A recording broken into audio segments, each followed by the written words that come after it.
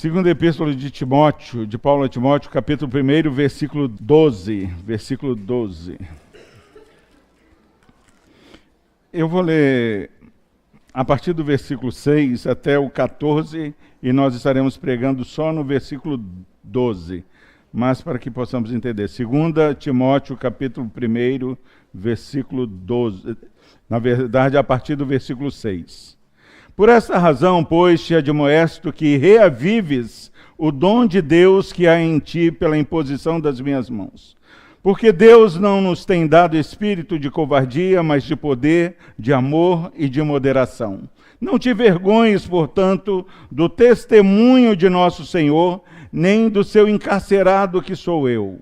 Pelo contrário, participa comigo dos sofrimentos a favor do Evangelho, segundo o poder de Deus, que nos salvou e nos chamou com santa vocação, não segundo as nossas obras, mas conforme a sua própria determinação e graça que nos foi dada em Cristo Jesus antes dos tempos eternos, e manifestada agora pelo aparecimento de nosso Salvador Cristo Jesus, o qual não só destruiu a morte, como trouxe à luz a vida e a imortalidade mediante o Evangelho, para o qual eu fui designado pregador, apóstolo e mestre. E por isso estou sofrendo estas coisas. Todavia, não me envergonho, porque sei em quem tenho crido. E estou certo de que Ele é poderoso para guardar o meu depósito até aquele dia. Mantenha o padrão das sãs palavras que de mim ouviste com fé e com o amor que está em Cristo Jesus. Guarda o bom depósito mediante o Espírito Santo que habita em nós. Amém. Oremos mais uma vez.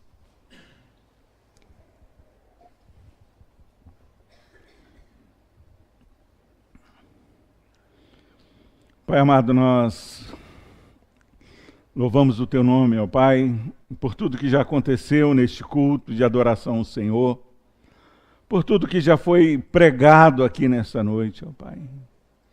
Pai, o Senhor tem falado aos nossos corações. Pai, nós estamos num mundo pós-moderno, onde as pessoas, elas aprendem mais através de imagens, ó Deus. E hoje houve bastante representação de imagem, ó Pai. Teremos a celebração da ceia, Pai. Pessoas já se quebrantaram diante do Senhor, Pai, confessando, Pai, sendo pecadores diante de Ti, reconhecendo que precisam, ó Deus, da salvação manifesta em Cristo Jesus. Pai, nós sabemos que muitos, ó Deus, ainda não tomaram uma atitude como essa do Alexandre e como de muitos de nós aqui, ó Deus, porque muitas vezes paira, ó Deus, a dúvida. Será que esse passo que eu tenho que dar, será que eu não vou desistir? Será que é isso mesmo? Quantas dúvidas, ó Deus, têm atrapalhado pessoas a serem salvas por Cristo Jesus.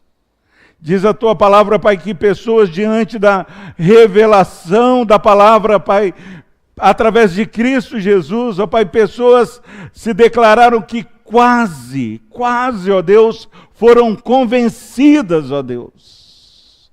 Não permita, ó Deus, que pessoas que têm ouvido, ó Deus, a palavra de salvação em Cristo Jesus, sejam quase salvas, ó Pai, mas totalmente perdidas, ó Deus.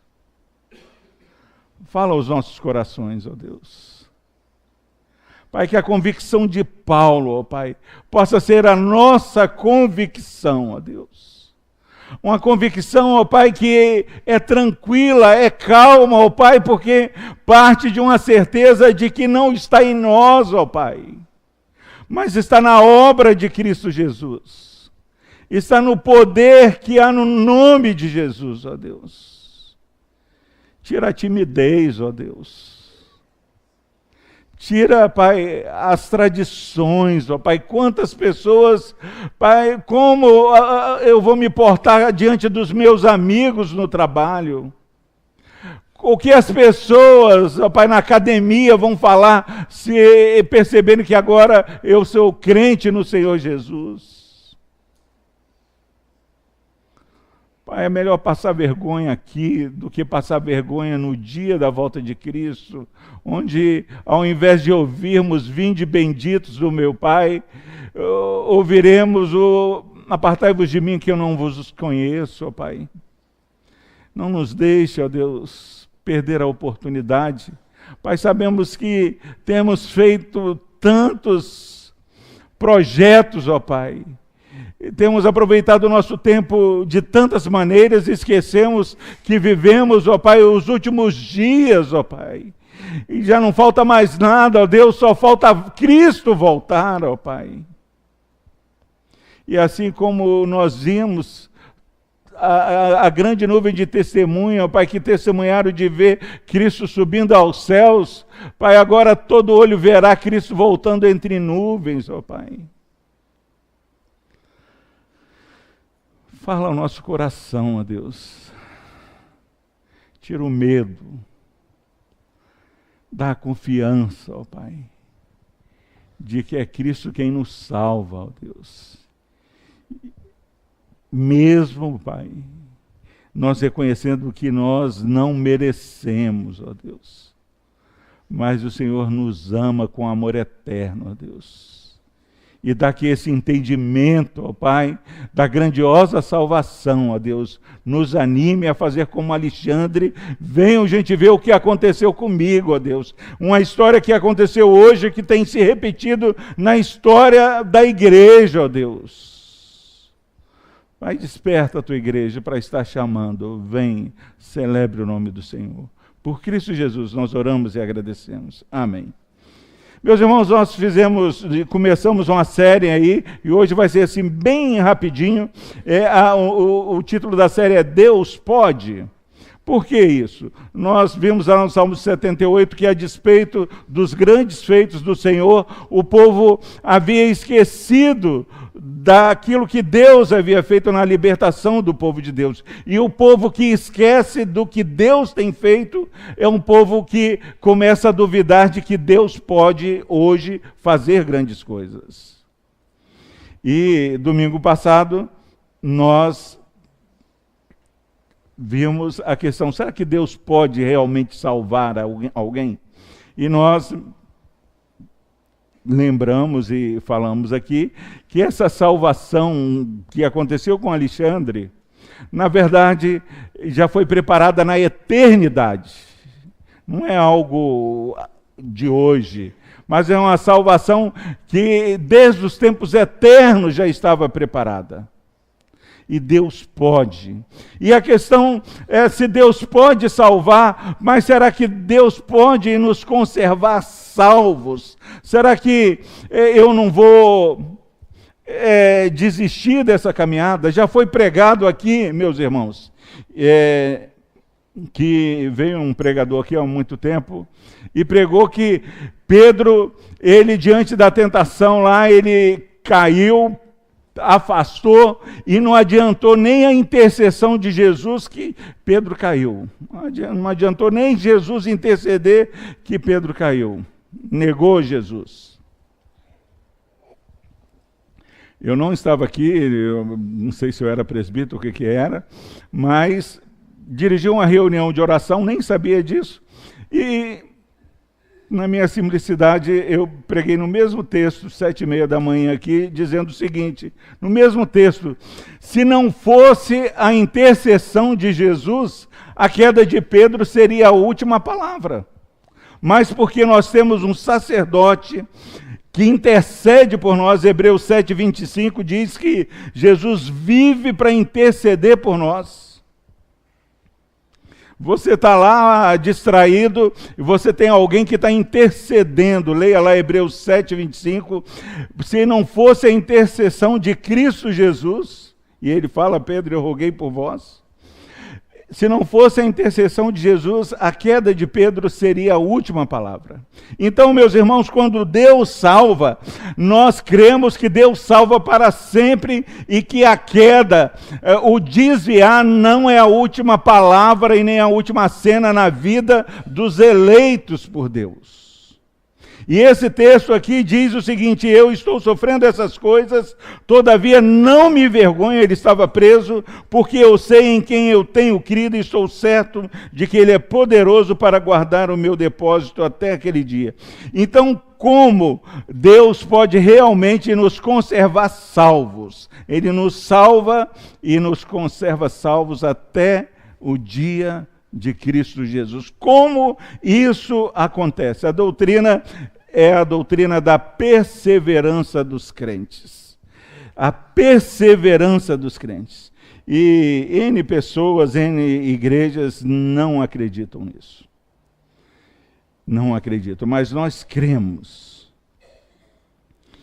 E é interessante que para que eu e você possamos entender e acreditar que o que Alexandre fez hoje, ele não vai desviar, ele vai, ainda que ele desvie, o desvio não é a última palavra, não é porque é o Alexandre, mas porque ele é salvo por Deus. E como nós olhamos esse texto e podemos perceber isso? O que se dá na conversão de Paulo, meus irmãos, ele estava indo para Damasco e ele tem um encontro, não é com uma força sobrenatural, mas ele tem um encontro com uma pessoa real, ele tem um encontro com Jesus Cristo.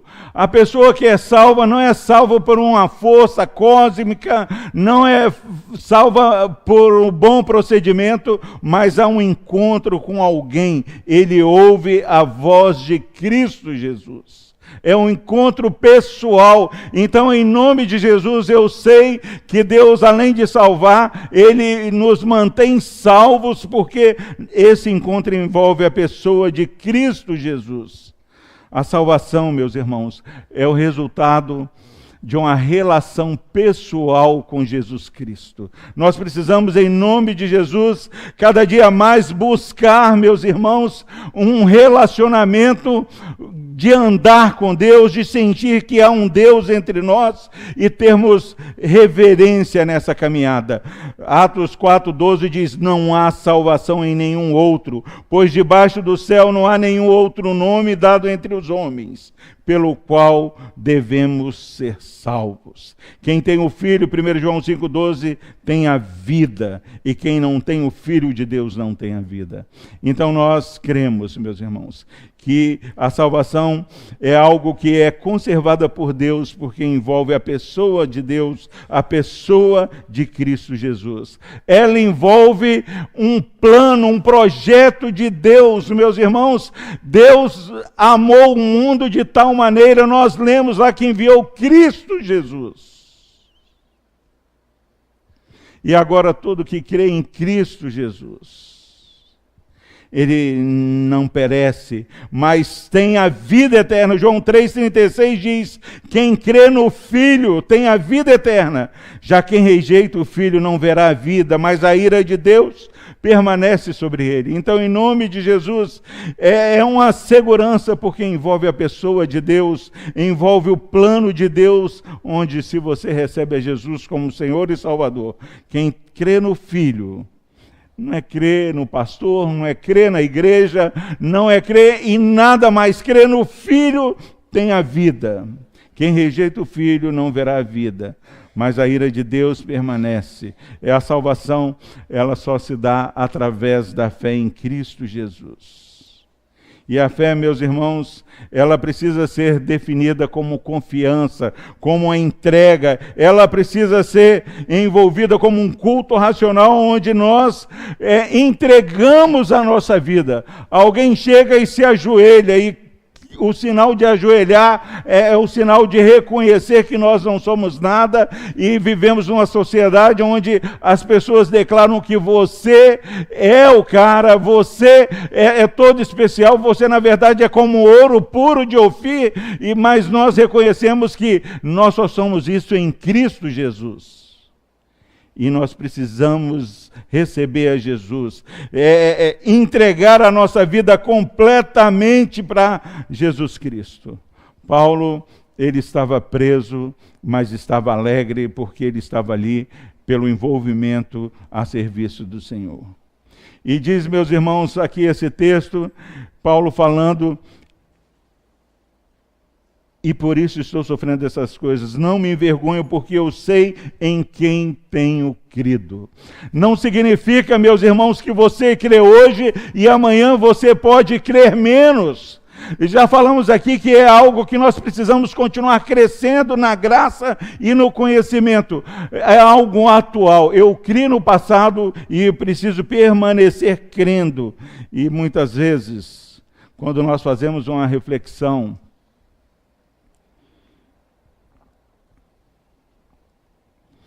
nós falamos assim: poxa, tomara que termine o ano, porque eu já me envolvi muito, o ano que vem eu quero descansar, eu quero viver uma fé. Nós temos aqui um hall de membros, e tem um hall de membros inativos. Incrível. Se a pessoa olhar, ainda vamos disponibilizar isso para você que é membro da igreja e perceber qual o tipo de membro que você... eu sou membro inativo da igreja. Eu sou membro inativo. Não. Aqui Paulo diz: eu creio, eu estou bem certo, eu não me envergonho, porque eu sei em quem eu tenho crido. Eu preciso a cada dia dar um testemunho de fé nas minhas atitudes, que eu creio no poder do Evangelho. Nós tivemos, meus irmãos, sábado agora, os pequenos grupos. Na minha casa foi pego de surpresa. Eu louvo a Deus pela vida da minha esposa. Nós escondemos tudo que ninguém podia ver e recebemos o pessoal lá. Tinha 18 pessoas. E nós convidamos o dia todo. O Sérgio foi trabalhar lá com o marido da Jerusa e trouxe o marido da Jerusa lá para dentro de casa. E quando nós cremos, nós envolvemos e fazemos tudo. E tinha lá umas outras pessoas, e o Leandro, tio da Tâmara, estava assim: não, pastor, falando de outro pastor, é igual o senhor, a gente vai conversando assim, vai envolvendo a gente, e vai falando de Cristo, e daqui a pouco a gente entende a coisa. Então Paulo diz aqui que ele sabia em quem ele cria. Estou bem certo em quem eu tenho crido. Reflexão para mim e para você, que realmente sabemos que Deus, Ele não somente salva, mas Ele completa essa boa obra que vai começar. Será que nós temos feito essa profissão de fé? Eu sei em quem eu tenho crido. Eu sei em quem eu tenho crido. Será que você tem se envolvido? Você tem colocado a sua vida, a sua ação, o seu tempo? Nós precisamos envolver a nossa vida nesse relacionamento com Deus. E eu estava pensando, foi Martinho Lutero, que um sapateiro chegou, se converteu e perguntou: e agora o que é que eu faço? Agora que eu recebi a Jesus, que eu creio em Jesus. Ele falou assim: faça o melhor sapato e venda pelo melhor preço. Alexandre, faça da melhor forma o seu trabalho para a glória de Deus. Quer ser servo de Deus, quer ter um ministério, seja referência no seu trabalho. Se envolva, meus irmãos. E em segundo lugar, meus irmãos, através dessa história, a confiança de Paulo, meus irmãos, era somente em Jesus. Eu sei em quem eu confio. Eu estou bem certo. Eu não me envergonho. Eu sei que Ele é poderoso para guardar o meu depósito até aquele dia. Deus é um Deus de todo poder. Deus agindo, nada pode impedir. E muitas vezes a gente entra em crise porque parece que um fogo ardente está surgindo no meio de vós, no nosso meio, e daqui a pouco a gente perde o controle.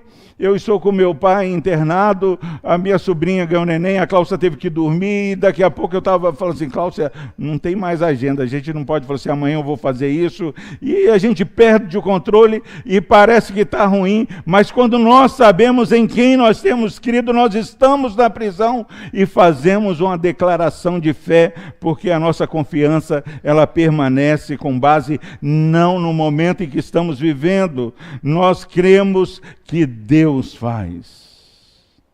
E eu sou terrível mesmo. E o Marcelo que está lá em cima, você está aí, Marcelo? Da Viviane, cadê o Marcelo da Viviane? Vou expor o Marcelo, é terrível. Gente, quando nós sabemos em quem nós temos crido, eu tenho falado aqui que nada dá errado para o crente, nada dá errado. Deus tem um propósito maior. Marcelo, ele pisou na bola. Brigou com um síndico, subsíndico. Eu e o Marcelo não prestamos, o Marcelo acho que menos. Aí Marcelo brigou com o síndico. Gente, pai brigar com o síndico é uma vergonha. Marcelo tinha que tomar vergonha na cara de brigar com o síndico, envergonha a família. Isso é horrível. Meus irmãos, mas quando nós olhamos lá que todas as coisas cooperam para o bem daqueles que amam a Deus, até aquilo que era vergonha traz glória. Deus incomoda o Marcelo, eu me arrepio. Deus incomoda o Marcelo, e Marcelo, você está errado, eu não podia fazer isso. E o Marcelo estava com a razão, mas quando nós estamos em Deus, a razão é a glória de Deus e não a minha razão. Eu tenho falado que nós precisamos morrer. Marcelo lá, incomodado pelo Espírito Santo, falou assim, não, está errado, eu tenho que acertar. Só que o Marcelo deu outra bola fora. Igual a Dani aqui, Marcelo foi falar com a Laís. Eu tenho que pedir perdão, subsíndico. Falar com a Laís, Marcelo foi falar isso. E o Marcelo não viu o subsíndico, mas a Laís viu o subsíndico. Marcelo assim, pai, ele está ali, pai. Ele está ali, pai. O Marcelo pegou o Davi e a Laís. Falou assim, meninos, vão lá conversar com o subsíndico.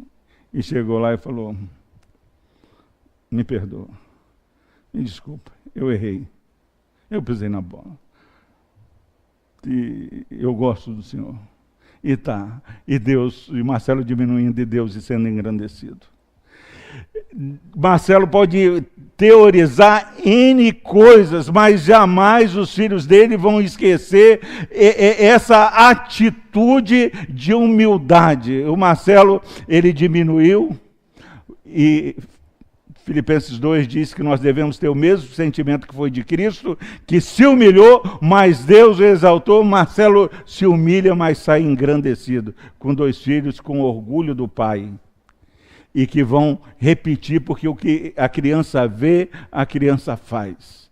Nós precisamos, em nome de Jesus, aprender, meus irmãos, que até mesmo nos erros, quando nós estamos no centro da vontade de Deus, quebrantados e sensíveis, Deus exalta. Marcelo, e você está sendo exaltado nessa noite, não está sendo envergonhado, porque quantos pais não conseguem pedir perdão, nem para os filhos e nem por aqueles que eles ofendem? Quantas pessoas declaram a sua fé em Cristo Jesus, mas sem dificuldade de perdoar? Ainda mais na frente, nós precisamos entender, eu sei que Deus é poderoso.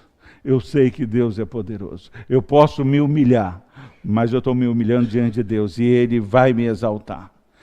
1 Pedro, capítulo 1, versículo 5, diz assim, Marcelo, vai lá, leva os filhos, porque você é guardado pelo poder de Deus, mediante a fé, para a salvação preparada para revelar-se no último dia.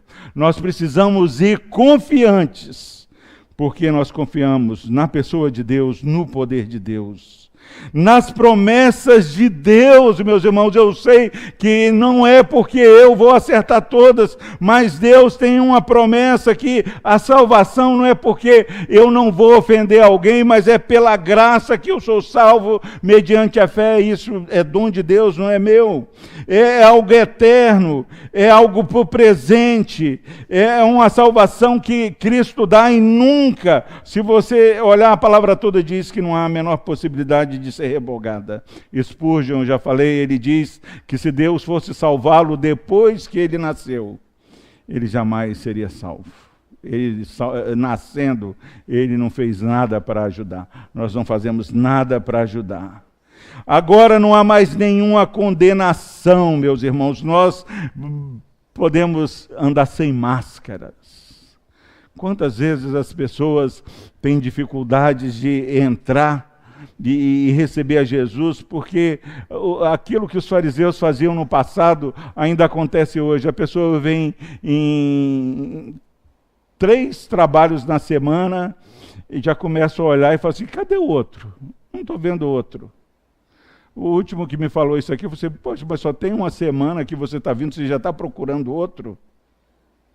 Nós precisamos, em nome de Jesus, saber que não há condenação. O pecado, ele não domina. Nada pode separar você do amor de Deus, e isso me dá confiança de que a minha salvação, ela vai ser guardada até o dia de Cristo. Nós precisamos entender que jamais aquele que vem a mim, Jesus diz, de maneira alguma eu lançarei fora, João 6,37.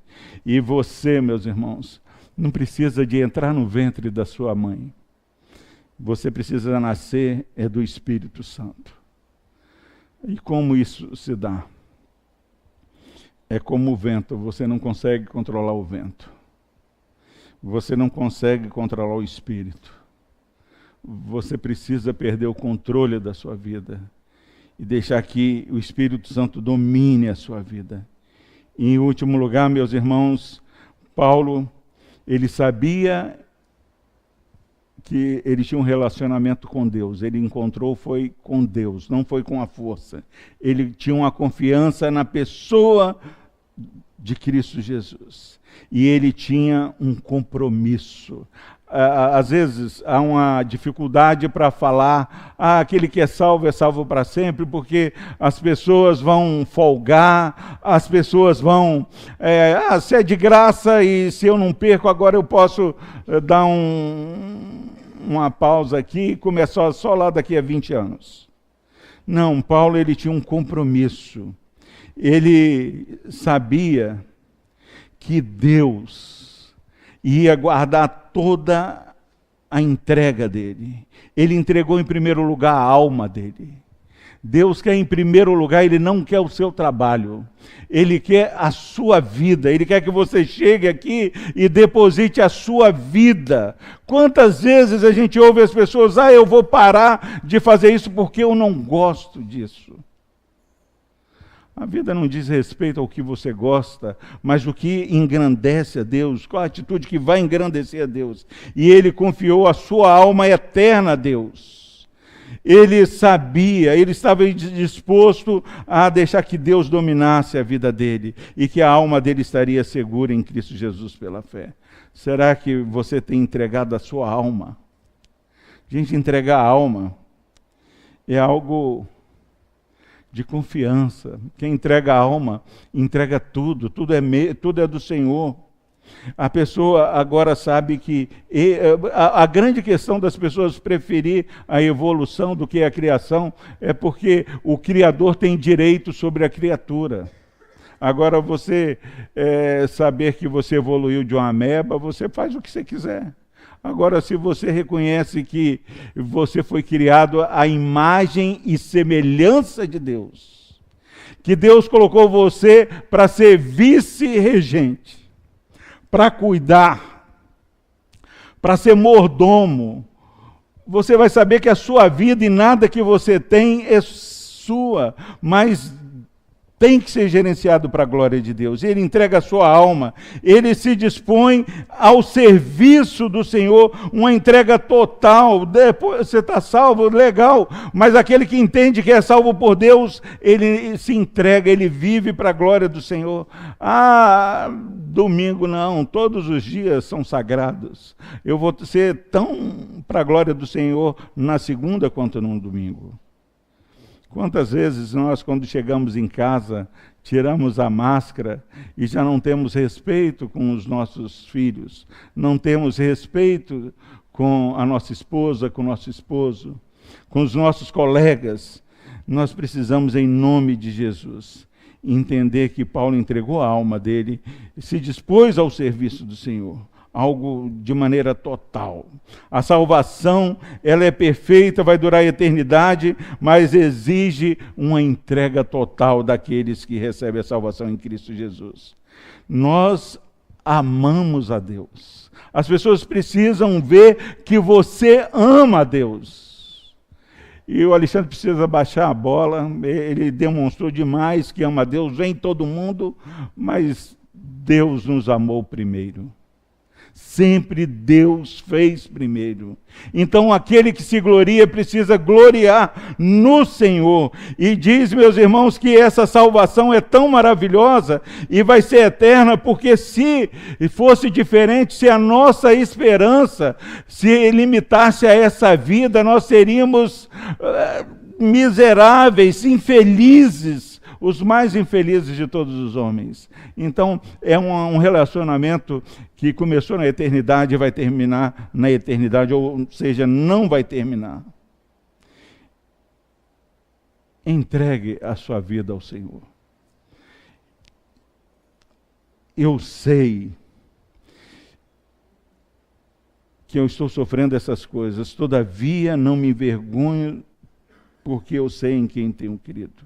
Aquele que sabe em quem ele tem crido, ele não se vergonha, ele anda de maneira confiante, intrépida, porque ele tem a certeza que Abraão, ele vai sacrificar o filho e fala assim, vocês fiquem aqui porque eu vou adorar ao Senhor. O poder de Deus é tão maravilhoso que o que o Marcelo fez e que nós precisamos repetir todos os dias, eu vou ali me humilhar e vou pedir perdão. Não, eu vou ali adorar o Senhor e vou voltar. Porque Deus é poderoso. Eu não me envergonho porque eu sei em quem tenho crido, estou certo que Ele é poderoso para guardar o meu depósito. O que você tem entregue ao Senhor, Ele é poderoso para guardar. E é terrível que ele fala que é para guardar até aquele dia. Há um dia que todo joelho vai fazer o que o Alexandre fez. Toda língua vai confessar que Jesus Cristo é o Senhor. A grande questão é de que lado nós estaremos. Nós estaremos do lado daqueles que, como Alexandre, fizeram isso em vida e ouvirão: vinde benditos do meu Pai, ou estaremos do lado daqueles que ouvirão: afastai-vos de mim, eu não vos conheço. Afastai-vos de mim, malditos. E nós precisamos, em nome de Jesus, que a nossa confiança dessa vitória, de saber que estamos caminhando de volta para casa, é uma caminhada com a vitória certa, porque não é baseada na nossa justiça. E eu tenho falado porque não tem ninguém bom aqui. Filipenses 3:9 diz que nós que sabemos que não somos bons, precisamos ser achados em Cristo, não tendo justiça própria. Nós precisamos parar de falar: eu sou isso, eu sou aquilo. Não, Cristo é isso, Cristo é aquilo. Porque eu quero ser achado em Cristo, não tendo justiça própria que procede da lei. Ou seja, justiça porque eu faço isso. Mas a minha justiça é mediante a fé em Cristo. A justiça que procede de Deus, baseada na fé. Alguém vai te elogiar, você, não sou nada disso. O que você está vendo de bom aqui é Cristo vivendo em mim. Que em nome de Jesus, 1 Tessalonicenses 5:23, o mesmo Deus da paz vos santifique em tudo, e o vosso espírito, alma e corpo sejam conservados íntegros e irrepreensíveis na vida de nosso Senhor Jesus Cristo. Esta é a palavra de Deus para nós, que sabemos que Deus pode. E terminando, que eu e vocês, quando o diabo colocar a dúvida, possamos falar como Paulo em Filipenses 1:6. Dúvida? Eu estou plenamente certo de que aquele que começou boa obra em vós há de completá-la até o dia de Cristo. Então, quando eu olho para o irmão e vejo algo que não está ainda muito legal, eu preciso olhar para esse versículo e louvar a Deus pela vida daquele irmão e glorificar a Deus, porque eu sei que eu estou certo que o Deus que começou essa obra vai completá-la até o dia de Cristo. Todos nós, a última palavra será glorificação. Não me envergonho do Evangelho, porque é o poder de Deus para a salvação de todo aquele que crê. Que Deus nos abençoe.